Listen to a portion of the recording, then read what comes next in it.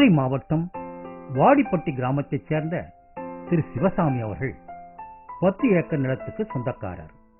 சுமார் 20 ஆண்டுகளாக ரசாயன வேளாண்மை செய்து வந்த இவர் நிலத்தின் மண்வளம் ரசாயனத்தால் பாழாவதை உணர்ந்து இயற்கை வேளாண்மைக்கு மாறியுள்ளார்.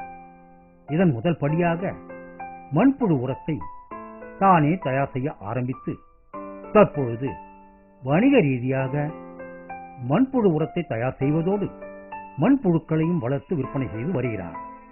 இவரின் அனுபவத்தை இப்பொழுது பார்ப்போம். இந்த மண்புழு உர பண்ணை ஆரம்பித்து 12 வருஷம் ஆச்சு. இந்த மண்புழு பண்ணை ஆரம்பிக்கிறதுக்கு முன்னாடி 20 வருஷமாக விவசாயம் செஞ்சுக்கிட்டு இருந்தேன். என்னுடைய 10 ஏக்கர் நிலத்தில் அந்த விவசாயம் செஞ்சுக்கிட்டு இருக்கிற நேரத்தில் முழுமையாக ரசாயன உரத்துகளை தான் பயன்படுத்தி விவசாயம் செஞ்சுக்கிட்டு இருந்தோம்.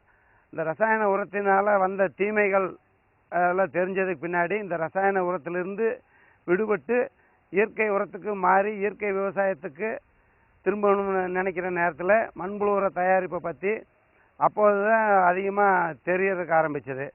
அந்த தெரிஞ்சதுனால சரி மண்புழு உரம் நம்மளுடைய தேவைக்கு மட்டும் செய்யலாம் அப்படின்னு நினைக்கும்போது வெளியெல்லாம் போய் பார்க்கும்போது நம்மளுடைய தேவைக்கு செய்கிறத காட்டிலும் இன்னும் ஒரு பண்ணையாக ஆரம்பித்து இதை மற்ற விவசாயிகள் நம்மளுக்கு தெரிஞ்ச நண்பர்கள் எல்லாருக்குமே இந்த மண்புழு உரத்தை பயன்படுத்த வச்சு அதிகமாக இயற்கை விவசாயத்தை நாட்டில் பரப்பணும் அப்படின்ற ஒரு சிந்தனை வந்தது. அந்த காரணத்தினால இந்த மண்புழு உர தயாரிப்பை அதிக அளவுக்கு செய்கிறதுக்கு ஆரம்பித்தோம்.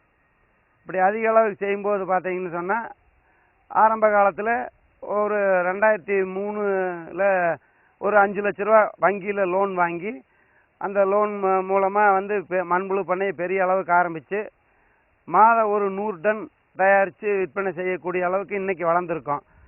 அந்த ஆரம்ப காலத்தில் இந்த மண்புழு உரத்தை பயன்படுத்துறதுக்கு எல்லாம் அதிகமாக யாருமே வரலை.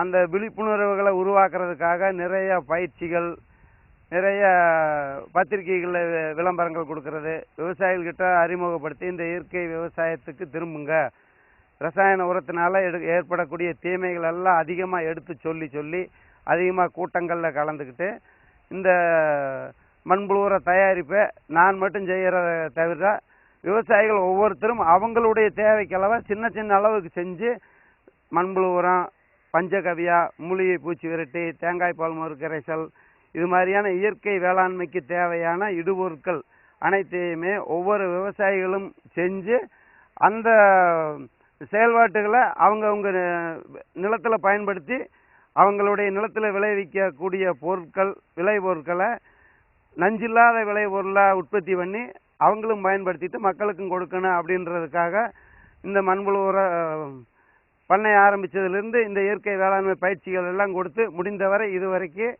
செஞ்சுட்டு வந்துட்டுருக்குறோம். நிறைய வெற்றி அடைஞ்சிட்டு இது வரைக்கும் ஓரளவுக்கு. இந்த மண்புழு உர தயாரிப்பு அப்படிங்கிறத பார்த்தீங்கன்னா ஒரு 2-3 வகையில் மண்புழு உரம் தயார் செய்கிறாங்க. குழி அமைச்சு குழி முறையில் தயார் செய்கிறாங்க. அடுத்து தொட்டிகள் அமைச்சு தொட்டி முறையில் தயார் செய்கிறாங்க. இப்போ நாங்கள் செய்கிறது எளிய முறை, விவசாயிகள் அனைவருமே எளிய முறையில் செஞ்சு அதை பயன்படுத்தணும்னு சொன்னால் தான் செயல்பாடு எளிமையாக இருந்தால் தான் விவசாயிகள் அதை செய்கிறதுக்கு முன் வருவாங்க. செலவுகள் ஆரம்பத்திலேயே மண்புழு உரம் தயாரிக்கணுமா, செலவு ரொம்ப கூட வருது அப்படின்னு சொல்கிற நேரத்தில் அவங்க தவிர்த்துறதுக்கு வாய்ப்பு இருக்குது. அதனால் அந்த முறையை தவிர்த்து ரொம்ப எளிய முறைனா மரத்து நிழல், வேறு எந்த இதுவுமே தேவையில்லை. மரத்து நிழலில் மண்புழு உரத்துக்களை செய்ய முடியும்.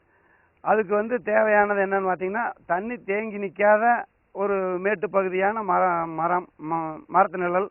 அதுக்கடுத்து அந்த நிழல் மரம் இல்லாட்டியுமே செயற்கையாக கூட நம்ம நிழலை உருவாக்கிக்கலாம்.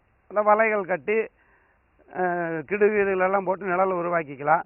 அது மாதிரி இயற்கையாக நிழலை உருவாக்கிட்டு நம்ம மண்புழு உரத்தை தயாரிக்கிறதுக்கு ஆரம்பிக்கும்போது அதுக்கு சாணம் வாங்கிட்டு வரணும். மண்புழு உரத்துக்கு தேவையானது பார்த்தீங்கன்னு சொன்னால் அடிப்படையாக மாட்டுச்சாணம் கண்டிப்பாக தேவைப்படும். அந்த மாட்டுச்சாணத்தோடு மக்கக்கூடிய இலைதலை கழிவுகள், தோட்டத்து கழிவுகள் அப்படின்னு சொல்லுவாங்க. எந்த வகையான தோட்ட கழிவுகள் இருந்தாலும்